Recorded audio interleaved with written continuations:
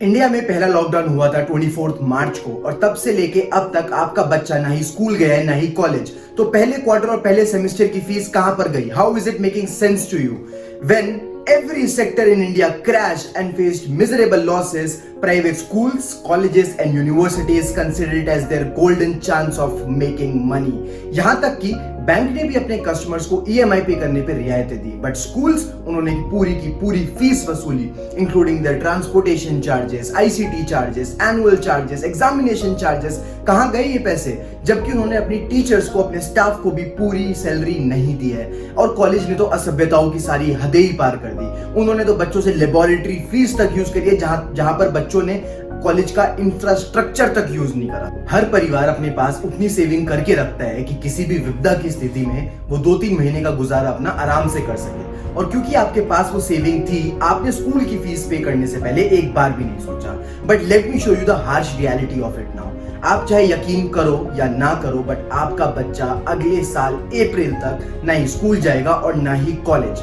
हम अपने बच्चों के साथ वो रिस्क नहीं ले सकते जो इजराइल ने लिया। इजराइल ने लॉकडाउन खुलने के बाद अपने स्कूल्स को रियायतें दी, जहां पर स्कूल्स खुले और वहां पे 244 किड्स को कोरोना पॉजिटिव पाया गया, जिसकी वजह से 7000 kids including the school staff are home quarantine. We don't want to take that risk with our kids, of course not. So does this mean कि अगले साल अप्रैल तक आप अपने बच्चे की स्कूल फीस यूं ही देते रहोगे?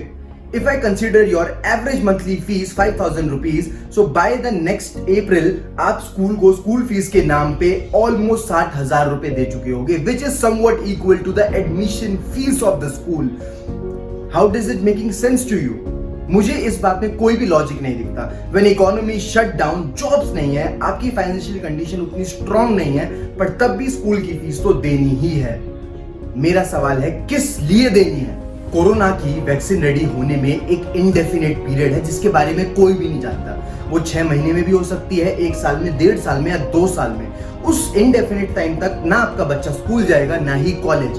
पर आप खुद से ये सवाल पूछो, क्या उस इनडेफिनेट टाइम तक आप अपने बच्चे की स्कूल फीस और कॉलेज फीस यूं ही देते रहोगे?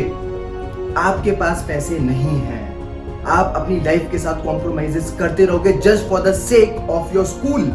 और दाद देता हूं मैं प्राइवेट स्कूल्स की, दाद देता हूं। जब बात इनके धंधे पर आई, जब बात इनके बिजनेस पर आई, तो माँ बाप के सवालों को ना उठने देने के डर से इन्होंने ऑनलाइन क्लासेस का प्रपंच रच दिया। वाह, ये ऑनलाइन क्लासेस क्या है? एक बच्चा स्कूल जाता है सुबह के 7 बजे से लेकर दोपहर के 2 बजे तक फॉर ऑलमोस्ट 8 आवर्स। उस 8 आवर्स की पढ़ाई को आप 3 घंटे में कैसे सिखा सकते हो यार? और आप उस ऑनलाइन क्लासेस में आधा घंटा, 1 घंटा आर्ट सिखा रहे हो, योगा सिखा रहे हो। How is it making sense to you? Are we stupid or we don't have brains? The real fact is that this whole bloody system is fraud. This is just a business जहां पर inflation हो या recession, profit होता ही होता है। Let me try to show you how big and how strong this business is. India में more than 500 million people falls in the age bracket of 5 to 24, जिसमें से 250 मिलियन से ज्यादा बच्चे स्कूल जाते हैं। There are more than 2 million schools in India, 4,000 colleges and more than 1,000 universities. Are you understanding how big this business is? The net worth of education sector in India is more than 100 billion US dollars. And now let me show you the dark side, the other side of the coin. इस lockdown में more than 27 million people have lost their jobs. और कितने लोगों का business बंद हुआ है, business में लॉस हुआ है, वो इसमें इंक्लूड ही नहीं है। In the union budget of 2020 and 2021, the government has dedicated almost 1 lakh crore rupees for education sector. Unemployment rate बढ़कर 24% हो गया है. People have lost their jobs. Over 27 million people have lost their jobs in this lockdown period. Are you understanding how big this problem is for all of us? But schools and colleges, they are just trying to make money. इस बार उन्होंने क्या करा है कि आप हमको सिर्फ और सिर्फ ट्यूशन फीस दे दो। ये तो वही बात हो गई कि आप जिम जाते हो तो जिम की भी मेंबरशिप फीस दो। आप जिम की फीस नहीं दे रहे तो आप स्कूल की फीस क्यों दोगे? आप अपने प्राइवेट क्लब्स की फीस नहीं दे रहे तो आप स्कूल की ट्यूशन फीस क्यों दोगे? जब आपके पास इनकम का सोर्स ही नहीं है, आपका बच्चा स्कूल ही नहीं जा रहा, वो सर्विस अवेल ही नहीं हो रही, तो सर्विस का पैसा किस बात का?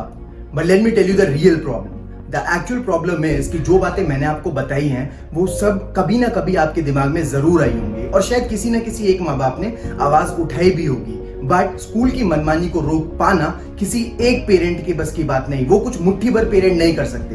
We have to come together and let's see कि कौन सा स्कूल, कौन सी यूनिवर्सिटी, कौन सा कॉलेज एक साथ अपने सारे बच्चों को टीसी दे सकता है। जब स्कूल आपसे फीस मांगे, we have to say together की फीस किस बात की।